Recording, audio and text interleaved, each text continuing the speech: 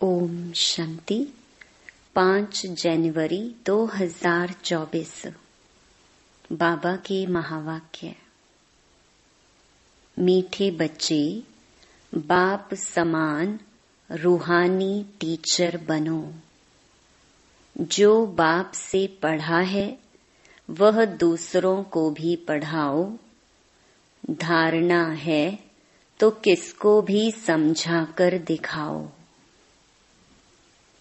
प्रश्न: किस बात में बाबा को अटल निश्चय है? बच्चों को भी उसमें अटल बनना है। उत्तर: बाबा को ड्रामा पर अटल निश्चय है।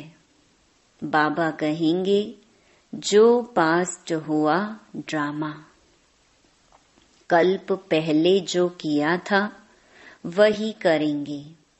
ड्रामा तुम्हें ऊपर नीचे नहीं करने देगा, परंतु अभी तक बच्चों की अवस्था ऐसी बनी नहीं है, इसलिए मुख से निकलता ऐसे होता तो ऐसा करते, पता होता तो यह नहीं करते। बाबा कहते, बीती को चितो नहीं, आगे के लिए पुरुषार्थ करो कि ऐसी कोई भूल फिर से ना हो। ओम शांति। रूहानी बाप रूहानी बच्चों को बैठ समझाते हैं। बाप खुद कहते हैं, मैं जब आता हूँ तो किसको पता नहीं पड़ता, क्योंकि मैं हूँ गुप्त। गर्भ में भी जब आत्मा प्रवेश करती है तो प्रवेश होने का मालूम थोड़े ही पड़ता है। तिथि तारीख निकल ना सके। जब गर्भ से बाहर निकलती है तब वह तिथि तारीख निकलती है। तो बाबा की प्रवेशता की तिथि तारीख का भी पता नहीं लगता।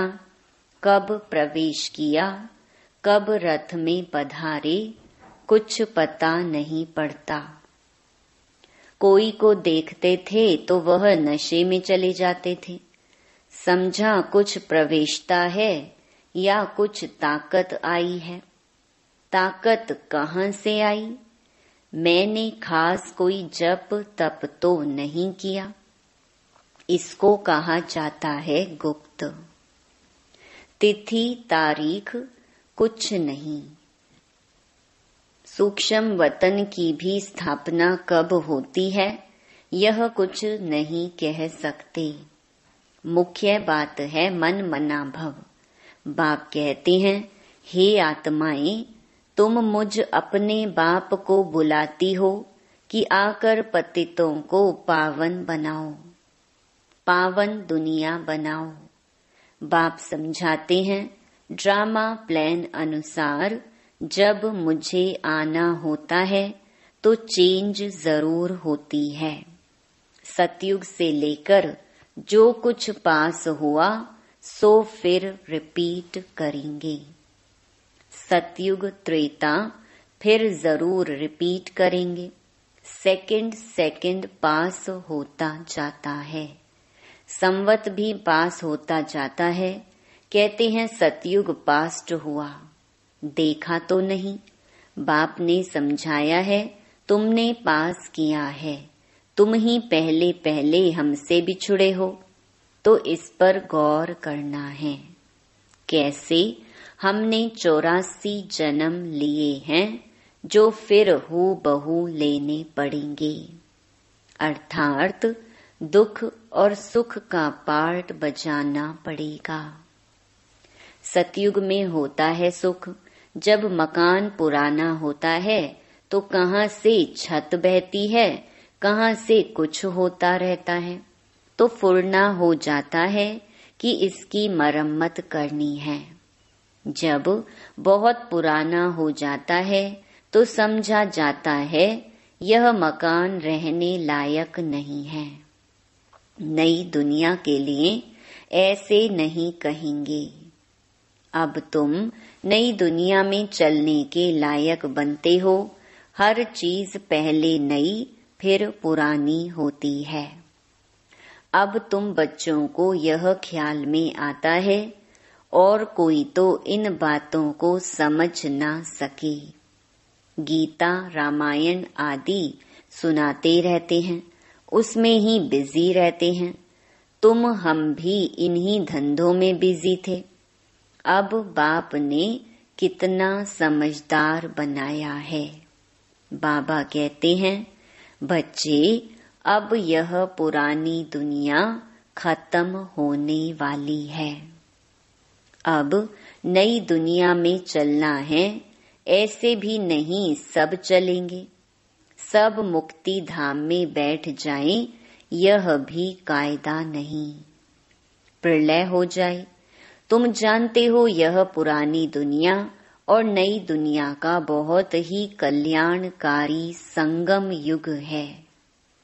अब चेंज होनी है, फिर शांति धाम में जाएंगे। वहां सुख के भासना की भी कोई बात नहीं। गायन है, यज्ञ में विघ्न पड़े सो तो पढ़ते रहते हैं, कल्प के बाद भी पढ़ते रहेंगे। तुम अब पक्के हो गए हो। यह स्थापना विनाश का कोई छोटा काम नहीं है। विघ्न किस बात में पड़ते हैं? बाप कहते हैं, काम महाशत्रु है। इस पर ही अत्याचार होते हैं। द्रौपदी की भी बात है ना।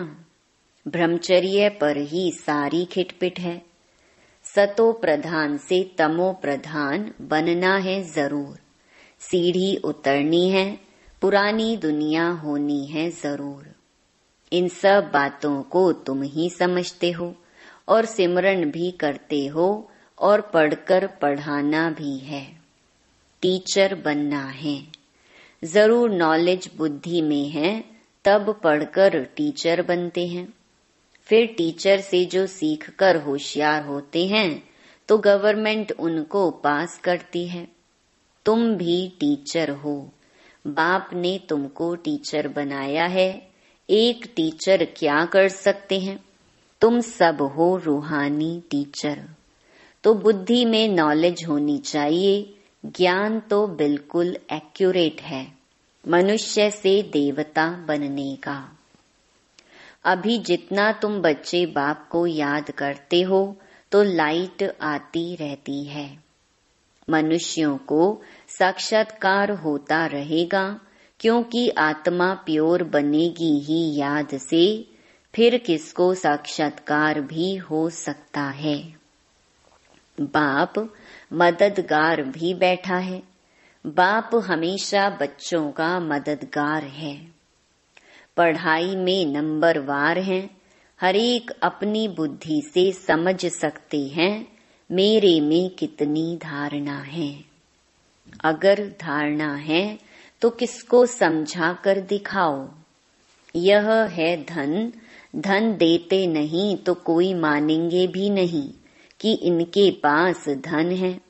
धन दान करेंगे तो महादानी कहेंगे। महारथी, महावीर बात एक ही है। सब एक जैसे तो हो ना सके। तुम्हारे पास कितने आते हैं, एक एक से बैठ माथा मारना होता है क्या? वो लोग अखबार द्वारा बहुत बातें सुनते हैं तो बहुत चमकते हैं।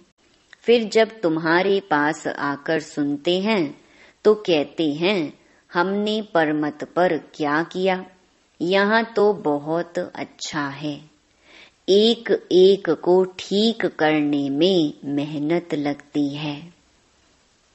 यहाँ भी कितनी मेहनत लगी है। फिर भी कोई महारथी, कोई घोड़े सवार, कोई प्यादा। यह ड्रामा में पार्ट है। यह तो समझते हो आखिरी जीत तुम्हारी होनी है। जो कल्प पहले बने थे वही बनेंगे। पुरुषार्थ तो बच्चों को करना ही है। बाप राय देते हैं, समझाने की कोशिश करो। पहले तो शिव बाबा के मंदिर में जाकर सर्विस करो, तुम पूछ सकते हो यह कौन है? इस पर पानी क्यों चढ़ाते हैं? तुम अच्छी तरह जानते हो। कहते हैं गई टांडे पर माना आग लेने और मालिक होकर बैठ गई। यह दृष्टांत भी तुम्हारा है। तुम जाते हो जगाने के लिए। तुमको निमंत्रण देकर बुलाते हैं तो ऐसा निमंत्रण आए तो खुशी होनी चाहिए। काशी आदि में बड़े बड़े टाइटल देते हैं। भक्ति में कितने ढेर मंदिर हैं। यह भी एक धंधा है। कोई अच्छी स्त्री देखी तो उनको गीता कंठ कराए आगे कर देते हैं। फिर जो कमाई होती है वह मिल जाती है कुछ भी नहीं। रिद्धि सिद्धि बहुत सीखते हैं। ऐसे स्थानों पर जाना चाहिए। तुम बच्चों को कभी शास्त्रार्थ नहीं करना चाहिए। तुमको तो जाकर बाप का परिचय देना है। मुक्ति जीवन मुक्ति दाता एक है। उनकी महिमा करनी है। वह कहते हैं अपने को आत्मा समझ मुझे याद करो। बाकी मन मनाभव का अर्थ यह नहीं है कि गंगा में जाकर स्नान करो। मामेकम का अर्थ है मुझ एक को याद करो। बाकी मैं प्रतिज्ञा करता हूँ मैं तुमको सब पापों से मुक्त करूँगा। जब से रावण आया है तब से पाप शुरू हुए हैं। तो ऊंच पद पाने का बहुत पुरुषार्थ करना है। पोजीशन के लिए मनुष्य रात दिन कितना माथा मारते हैं। यह भी पढ़ाई है। इसमें कोई किताब आदि उठाने की बात नहीं है। 84 का चक्र तो बुद्धि में आ गया है। कोई बड़ी बात नहीं है। एक एक जन्म की डिटेल थोड़े ही बताते हैं। 84 जन्म पूरे हुए। अब हम आत्माओं को वापस घर जाना है। आत्मा जो पतित बनी है उनको पावन जरूर बनना है। सबको यही कहते रहो माँ मेकम याद करो। बच्चे कहते हैं बाबा योग में नहीं रह सकते। अरे तुमको सम्मुख कह रहा हूँ मुझे याद करो। फिर योग अक्षर तुम क्यों कहते हो? योग कहने से ही तुम भूलते भी हो। बाप को याद कौन नहीं कर सकता? लौकिक माँ बाप को कैसे याद करते हो? यह भी माँ बाप है ना। यह भी पढ़ते हैं। सरस्वती भी पढ़ती है। पढ़ाने वाला एक बाप ही है।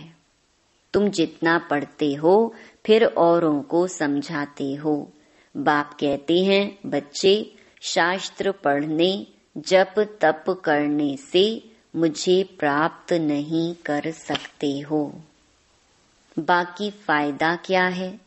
सीढ़ी तो उतरते ही आते हो। तुम्हारा कोई दुश्मन नहीं। फिर भी तुमको समझाना है जरूर कि पाप और पुण्य कैसे जमा होता है। रावण राज्य के बाद ही तुमने पाप करना शुरू किया है। ऐसे भी बच्चे हैं जिनको नई दुनिया पुरानी दुनिया क्या है यह भी समझाने नहीं आता है। अब बाप कहते हैं कि बेहद के बाप को याद करो वही पतित पावन है।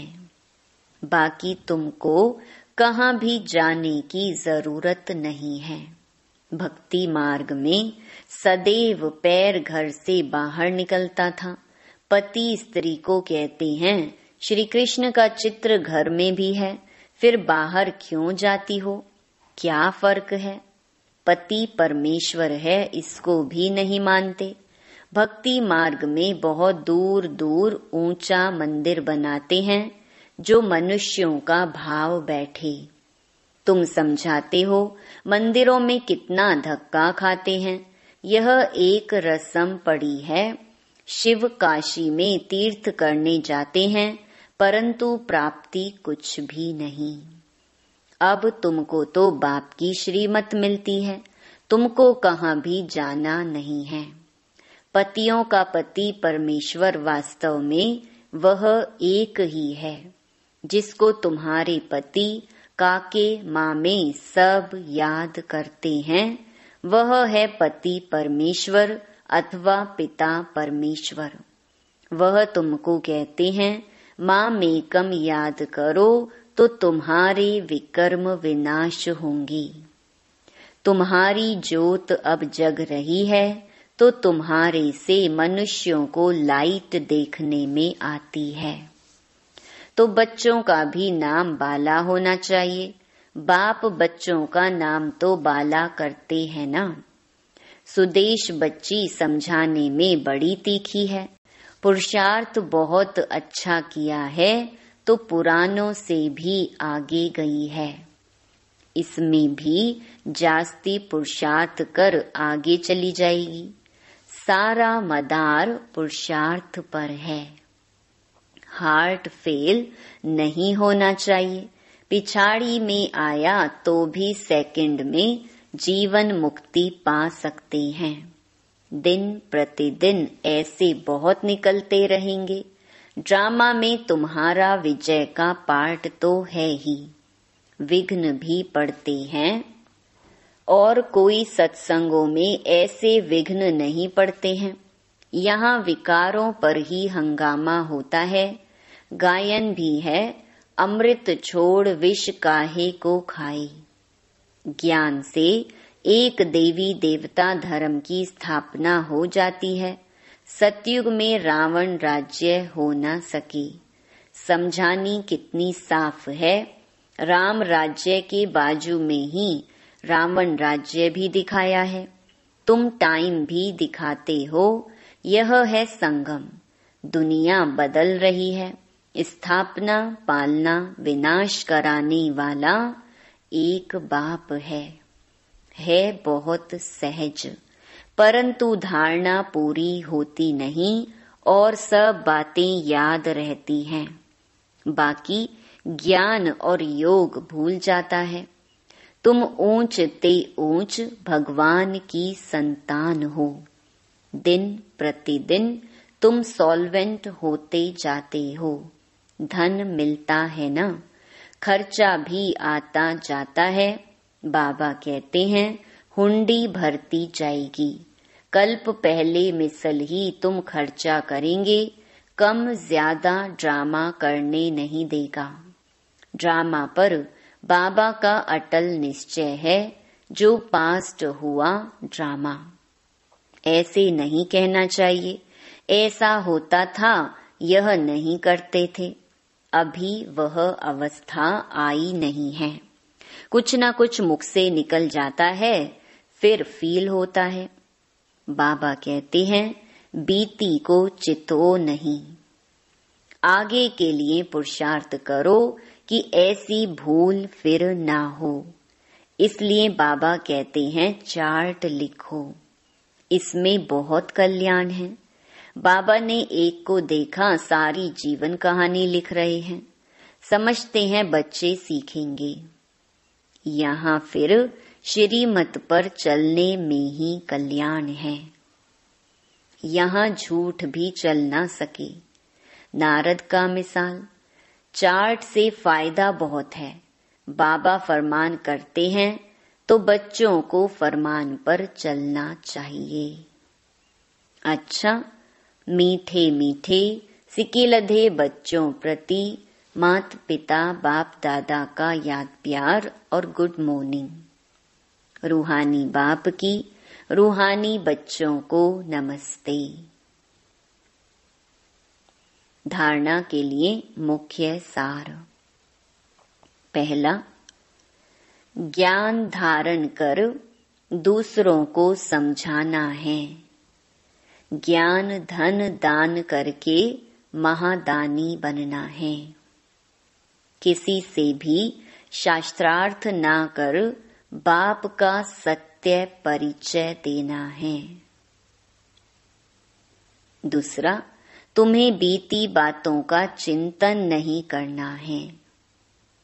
ऐसा पुरुषार्थ करना है जो फिर कभी भूल ना हो। अपना सच्चा सच्चा चार्ट रखना है।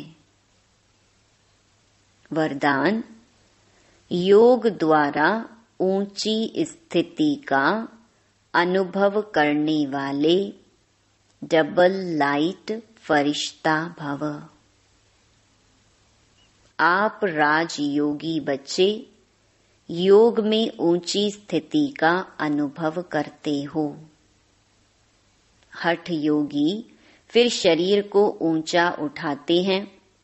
आप कहाँ भी रहते ऊंची स्थिति में रहते हो, इसीलिए कहते योगी ऊंचा रहते हैं। आपके मन की स्थिति का स्थान ऊंचा है, क्योंकि डबल लाइट बन गई। वैसे भी कहा जाता कि फरिश्तों के पांव धरनी पर नहीं होते। फरिश्ता अर्थात जिसका बुद्धि रूपी पांव धरती पर ना हो, देहभान में ना हो, पुरानी दुनिया से कोई लगाव ना हो। स्लोगन, अभी दुआओं के खाते को संपन्न बना लो, तो आपके चित्रों द्वारा सबको अनेक जन्म दुआएं मिलती रहेंगी। अव्यक्ति साइलेंस द्वारा डबल लाइट फरिश्ता स्थिति का अनुभव करो। फरिश्ता स्थिति का अनुभव करने के लिए अभी अभी आवाज में आते, डिस्कस करते, कैसे भी वातावरण में रहते, सेकंड में सर्व संकल्पों को स्टॉप कर आवाज से परे न्यारे फरिश्ता स्थिति में टिक जाओ। अभी अभी कर्म योगी, अभी अभी फरिश्ता अर्थात आवाज से परे अव्यक्ति साइलेंस की अनुभूति। यही अभ्यास लास्ट पेपर में विजयी बनाएगा। ओम शांति।